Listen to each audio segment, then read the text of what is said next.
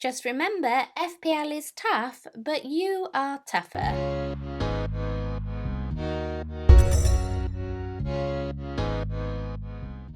Hi guys, I'm FPL Nymph and welcome back to the home of FPL videos. Lots has happened since my last video, including my best ever FPL score, like ever since I've been playing FPL. So let's take a look at how I got on in double game week 35 and blank game week 36 before looking ahead to my game week 37 preview. It's just a quick one today. Game week 35 was my best game week ever that I've ever had in FPL, ever, 150 points. 150 points, I mean, that's the stuff of dreams. Okay, so I took a -8.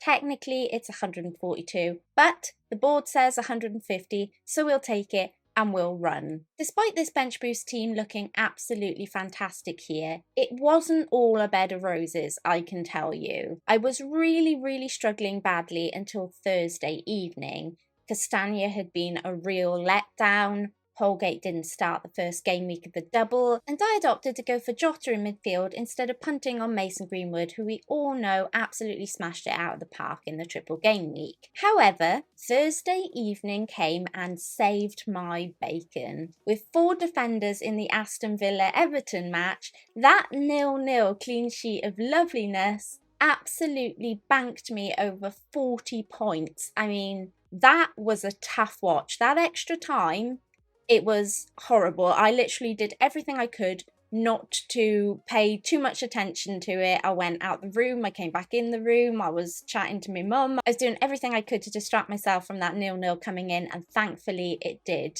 Like, this tipped me into the 100 points club, but it was the Man United versus Liverpool match that added the cherry on top of the cake. With Bruno as my captain scoring, Salah and Jota returning with a goal also, and I had Trent chipping in with 2 assists. It was an absolute dream. Absolute dream. I don't think I've ever been so happy or so lucky in FPL ever. It's like I've been saving up all my luck all season for one single evening in FPL. And when I say Thursday saved me, it actually saved me. I gained over 70 points that evening and it pulled me up over 100k in OR. So absolute madness and delight. I could not be happier. Moving on to game week 36, and it was always going to be a struggle to live up to the fantasticness of game week 35. My defence was poor. Everton conceding early. I mean, I don't know what is going on with Everton at home. And Holgate getting pulled off at half-time was just, brilliant. Thanks for that. Konza reverting back to his 1-point ways after the loveliness of the clean sheet just in the game week before. Moving forward, I had sold Kane for the double to try and maximise my chances on the bench boost in a double game week and bought Calvert-Lewin. Not so great this week. He did get me a goal in the double game week, but hasn't really turned up since, so that's a little bit worrying. But getting Kane back was my priority this game week, and I got him back by selling Nacho and Bruno for Kane and Rafinha. Thankfully, those switches paid off this week with Kane scoring and Rafinha getting an assist. All in all, it wasn't a bad game week for me. It could have been a bit better, could have been a lot worse. Thankfully, I beat the average though with 54 points, so 50 points with my -4 and a small green arrow. And we can never complain about those. Green arrows always good, especially this stage of the season, no matter how big or small they are.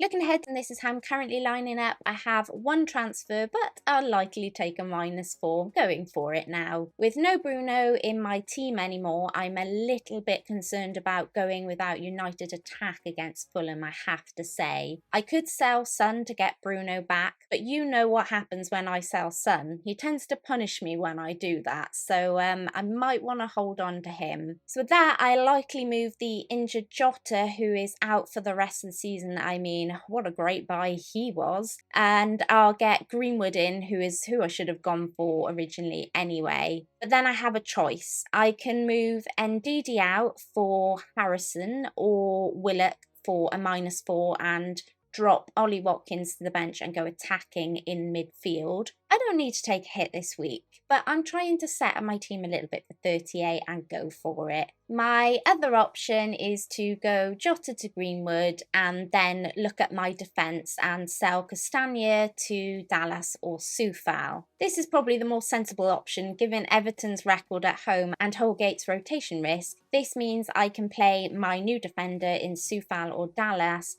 over Holgate or Konza. So, you know what, a couple of options there. My mind has wandered towards maybe going back to Iheanacho or getting Bamford or Antonio in for DCL or Ollie Watkins, but I'm not sure. I'll likely stick, I think, with either the second midfielder move or the defender move. Let me know what you guys think in the comments below. Should I go with more attack or more defence? And if so, who do you think I should go for? It's always great to hear from you. There's just a couple of game weeks left now, so let me know what you think.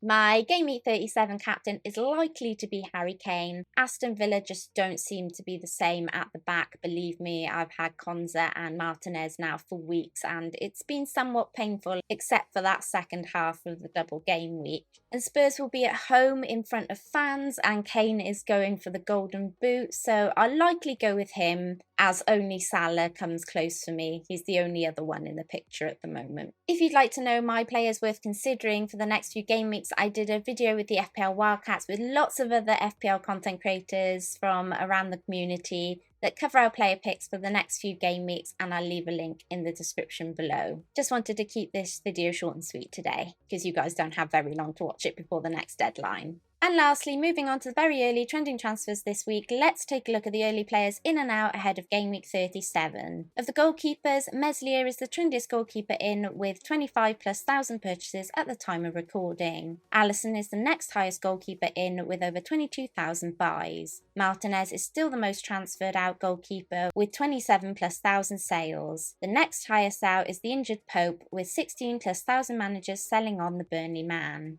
Of the defenders, Diaz is leading the way out with 47,000+ sales. The injured Dunk is the second most sold defender this week with over 30,000 managers selling on the Brighton defender. Trent is the trendiest defender in this game week with 48,000+ purchases. Dallas is the second most bought defender with over 38,000 buys. In midfield, Greenwood is the trendiest midfielder in this week with 85,000+ buys. Torres is the second most transferred in with over 77,000 purchases. The injured Jota is the most switched out midfielder this week with 238,000+ sales. Lingard is the next highest midfielder sold this week with over 41,000 managers selling on the West Ham man. Up front, Watkins is the trendiest forward out this week with 48,000+ managers moving him on. Nacho is the second most sold forward this week with over 28,000 sales. Antonio is the front runner in the forwards category this week with over 37,000 purchases. He is joined by Bamford with 29,000+ buys.